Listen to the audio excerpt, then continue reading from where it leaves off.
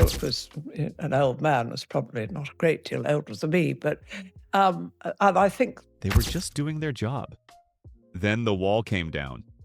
What those workers found inside Camilla's estate has left royal experts completely speechless. A hidden room, sealed for decades. And what was locked inside it is something nobody, not historians, not palace insiders, not even the royal family themselves, attacked me, and I did fight back, and I got off. I remember getting off the train and my mother looking at me. ever expected to find. There is a particular kind of place that tells you more about a person than any interview ever could. Not the official residences, not the grand palaces with their staterooms and ceremonial staircases, but the private ones. The places people choose for themselves, pay for out of their own pocket, and hold on to long after circumstances have changed. For Queen Camilla, that place has always been Ray Mill House. Tucked into the Wiltshire countryside near the village of Lecoq, Ray Mill House is a two-story stone manor built around 1860. It was added to the National Heritage List for England in 1987 as a Grade II listed building, recognized for its architectural character. A style known as Italianate, which was fashionable among English country house builders in the Victorian period. The building has distinctive features: open pediment gables, painted bracketed eaves, tripartite sash windows, and a carefully balanced asymmetry that gives it a sense of quiet confidence rather than showiness. Later in the 20th century, some neo-Georgian additions were made to parts of the structure, including modifications to the East Service Range. For most of its life, it was simply a well-preserved Victorian country house, sitting on 12 acres of Wiltshire countryside near the River Avon. Comfortable, historic, and largely unremarked upon. That changed in 1996 when Camilla Parker Bowles, as she was then known, purchased the property for $850,000. She had recently divorced her first husband, Andrew Parker Bowles, and she needed somewhere that was genuinely her own. She lived at Ray Mill between 1996 and 2003, using it as her primary home during some of the most publicly difficult years of her life. When she moved to Clarence House following her marriage to then Prince Charles in 2005, she did not sell it. She kept it, and she kept coming back. Over the years, those close to her described Ray Mill House as the place where she could genuinely relax. Friends told the press that it was where she could simply be herself, away from the formality and scrutiny that came with her royal role. The house appeared in the July 2022 edition of Country Life to mark her 75th birthday. Camilla herself told the magazine that it was her refuge, the one place where she could be completely relaxed on her own terms. That is not the kind of thing people say about a building they merely own. That is the kind of thing people say about somewhere that has held them through hard times. The gardens at Ray Mill are part of that story too. King Charles played a role in shaping the grounds after Camilla bought the property, helping design the lavender borders and the orchard walks that became features of the estate. Honey from beehives in the garden is sold at Fortnum and Mason, with the proceeds going to charity. In 2025, Camilla spoke at the Sandringham Flower Show and described tending her vegetable garden at Ray Mill as the best therapy in the world. The estate was not a showpiece, it was a home, which is why the events of early 2026 attracted a certain amount of attention in royal circles. Following the death of Queen Elizabeth II in September 2022, it was at Ray Mill House that Camilla was reported to have retreated after the state funeral and the week of national mourning. Charles went to Highgrove, his own country home in Gloucestershire. Camilla went to Wiltshire, separately. The two of them have long spent significant time at their respective private homes, a fact that royal reporters have noted over the years. Ray Mill was always distinctly hers. In early 2026, land registry documents confirmed that ownership of Ray Mill House had been transferred from Queen Camilla to her children's representatives. The property was registered in the names of her son-in-law Harry Lopes and a financier named Jake Irwin, acting on behalf of Camilla's daughter Laura Lopes and her son Tom Parker Bowles, respectively. The transfer was described in press reports as discreet and had been completed quietly, without any public announcement. Royal observers noted that the timing was notable, coming at a point when changes to the estate's structure were already being discussed. The house has sentimental value that goes beyond Camilla's own connection to it. Laura Lopes and Harry Lopes held their wedding reception at Ray Mill in 2006. The property had been the backdrop to family life for 3 decades. Transferring ownership to the next generation was not simply a financial or legal decision. It was, in some sense, a passing on of something that mattered. Shortly after the ownership transfer, the new custodians commissioned work on the east service range of the house, the oldest part of the building's structural service area, dating to the original 1860 construction, and amended in the early 20th century as part of the Neo-Georgian modifications historic England had recorded in the property's listing notes.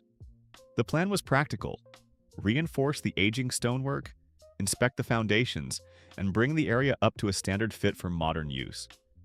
The kind of work that happens quietly in old listed buildings all the time. On the 3rd day, the contractors stopped. One of the workers cutting through a section of the original interior wall in the lower east corridor found that his tool passed through into empty space. Not the kind of hollow space that occurs naturally in old construction. Something different. Something with dimension, with depth. The team widened the opening carefully, and when their light swept forward, they found a room that had never appeared on any of the architectural records held for the property. Small, no more than a few meters in each direction, its walls the original rough-cut limestone of the 1860 construction, its floor the same flagstone running through the cellar passages below. The air that came out was cold, still, with the particular quality of a space that has been undisturbed for a very long time. There was no gold in that room, no jewelry, no crown property, nothing that fitted the word treasure in its conventional sense. What the workers found were boxes, several of them stacked along the far wall, wrapped in old oilcloth and secured with ribbon, that had deteriorated significantly over the years. Beside them sat a mahogany writing box of clear Victorian craftsmanship, its surface worn smooth from repeated handling. And resting on top of it, visible once the dust was brushed aside, a leather portfolio stamped in faded gilt lettering. The foreman called the estate managers that same afternoon. By evening, the room had been sealed again while the family was notified, and a decision made about next steps. But several workers had already seen parts of the contents, and the word, as it always does, had begun to travel. The question that spread through the small circle of people informed that day was not simply what was in the room. It was why the room existed at all. Why, in a house this well documented, this carefully listed, this photographed and written about, had no one ever mentioned a sealed chamber in the East Service Range? Ray Mill House had been Camilla's refuge, as she herself put it, for nearly 30 years. She described it as an extension of who she was. She held onto it through a royal marriage, through becoming Queen Consort, through the loss of Queen Elizabeth II, through every chapter of a life that had been more publicly scrutinized than almost any other in recent British history. She had finally transferred it to her children only weeks before the renovation began. The hidden room, it now seemed, had been there all along. What was inside it and what it meant would take several more days to come to light, but one thing was already clear to everyone who stood at that newly opened doorway in the limestone wall of a Victorian Wiltshire manor. Whatever had been placed in that room had been placed there with great care, and with every intention that it would not be found easily. Whether it was meant to be found at all was a question only Camilla herself could answer. 3 days passed before anyone with the authority to open the mahogany writing box was present at Ray Mill House. Tom Parker Bowles arrived first. He drove himself, without an escort, and those who saw him that afternoon described him as composed but visibly shaken by what was waiting for him. He was taken through the East Service Corridor to the newly opened chamber, which the contractors had lit with temporary construction lighting, while the room remained sealed to outside access. The oilcloth packages were still stacked against the limestone wall exactly as the workers had found them. The mahogany writing box sat where it had been, its surface worn and its faded gilt stamping now cleaned enough to read clearly. He stood at the entrance for a moment before stepping inside. The writing box was opened in the presence of the estate's solicitor and the representative of the new ownership. What it contained was not what the rumors that had already begun circulating had suggested, and it was not what most people, hearing the words "hidden room in a royal estate," would have imagined. Inside, carefully kept and still largely intact despite the years, was a private archive. Not a political collection. Not documents belonging to the crown. A personal one, assembled over more than 4 decades, and kept in a room that had no official existence. There were letters. Dozens of them written in Camilla's own hand and never posted. Some were addressed to friends who had withdrawn from her life during the years of public controversy in the 1990s, when her name had become inseparable from the breakdown of the Prince and Princess of Wales's marriage. Others were addressed to her children, to Tom and to Laura, written during the period when the press coverage was at its most relentless and her public standing was at its lowest. These were not formal letters, they were honest ones. They described in plain and unguarded language what those years had actually felt like from the inside. The isolation, the sense of being reduced to a single unflattering version of herself that bore very little resemblance to the person she knew herself to be. Alongside those were letters written to her. Letters from people who had spoken about her in one way in public and in a noticeably different way in private. Among them, according to those who were present when the box was opened, were a handwritten note from a former senior political figure and a personal letter of apology from a Church of England official. The precise identities of those writers have not been confirmed publicly, and the family has not indicated whether that correspondence will ever be disclosed. But the implication of their presence in that box is significant. It suggests that the gap between what was said about Camilla openly during those years and what was said to her directly was considerable. Beneath the letters, sitting at the bottom of the writing box, was a leather-bound journal. It had been kept intermittently rather than daily, covering the period between roughly 1995 and 2003, which is to say, the years immediately surrounding her divorce from Andrew Parker Bowles, her purchase of Ray Mill House, and her years of living there before she moved to Clarence House after marrying Charles. This was not a record of royal life or political observation. It was, by all accounts, a private account of a woman in the process of rebuilding, of learning, without much public support and under a very great deal of public judgment, how to put a life back together on her own terms. The oilcloth packages stacked against the wall contained something different again, a collection of photographs. Many of them were informal and clearly taken in personal rather than official settings, spanning several decades. There were photographs of Camilla with her children when they were young, the kind of ordinary family images that exist in most people's homes, but that rarely surface in the coverage of someone whose public image had been so narrowly defined. There were early photographs of the Ray Mill Gardens, taken when the grounds were still unfinished, and the lavender borders that King Charles helped design were only just beginning to take shape.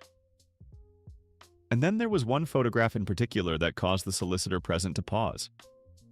It showed Camilla and Queen Elizabeth II together, not at a formal engagement, not at a public ceremony, but in what appeared to be a private family setting.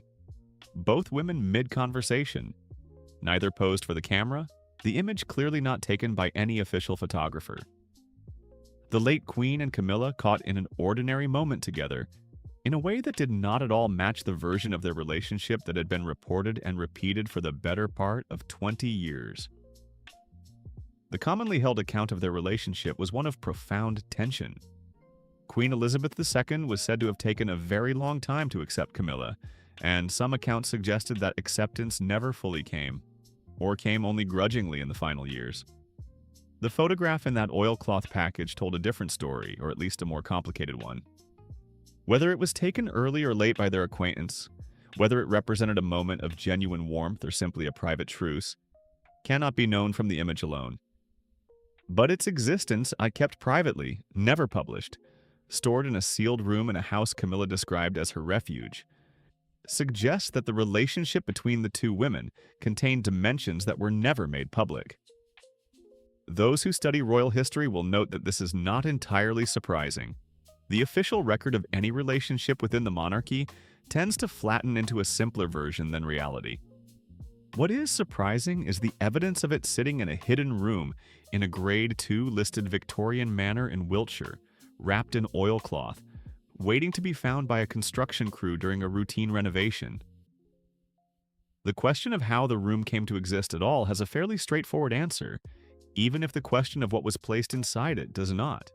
Historic England's records on Ray Mill House note that the east service range of the building underwent significant structural modification in the early 20th century, consistent with the kind of adaptive changes that were common in country houses of that era. The hidden chamber is almost certainly a product of that period of modification, built behind later paneling, its entrance concealed and eventually forgotten by anyone who might have known it was there. When Camilla purchased the property in 1996, there is no indication that the room was listed in any survey or disclosed by the sellers. She is understood to have discovered it herself at some point after moving in, and to have made a quiet decision about what to do with it.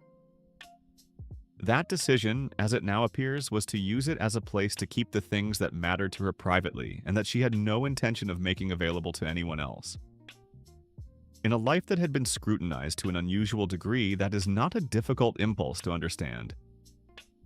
What happens to the archive now is not yet settled. The family has not made any public statement about its contents beyond what has already become known through the people present at the opening. There is a question about whether any of the material is of sufficient historical significance to be passed to an archive or to be made available to biographers.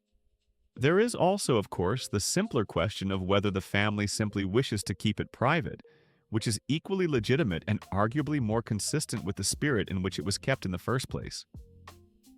Ray Mill House itself remains in the ownership of the family. The renovation of the East Service Range has been paused while the implications of the discovery are assessed.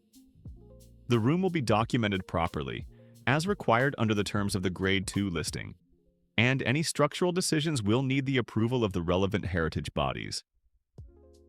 What is already settled is the significance of what was found there, not in a political sense, not in any way that threatens reputations or reshapes the official record, but in a quieter and perhaps more lasting sense. The hidden room at Ray Mill House was the most private space in a life that had very little privacy. What was kept inside it was not damaging, it was human. Letters that were never sent because sending them would have required a vulnerability that the circumstances did not permit. A journal kept during years when there was no one outside the family to speak to honestly. Photographs of a relationship that was more layered than the public version of it ever allowed. Camilla had spent nearly 30 years holding on to Ray Mill House as the one place that was entirely her own. She had described it as a refuge. She had returned to it after the hardest weeks of recent royal history. And somewhere in its oldest walls, she had kept the evidence that the years had been real, that she had lived through them, felt them, and recorded them in ways she never expected anyone else to read. The workers who broke through that wall were looking for aging stonework to reinforce. What they found instead was something that no renovation plan accounts for: the private record of a person who had been one of the most publicly watched women in Britain, and who had still managed for nearly 3 decades to keep one room entirely to herself.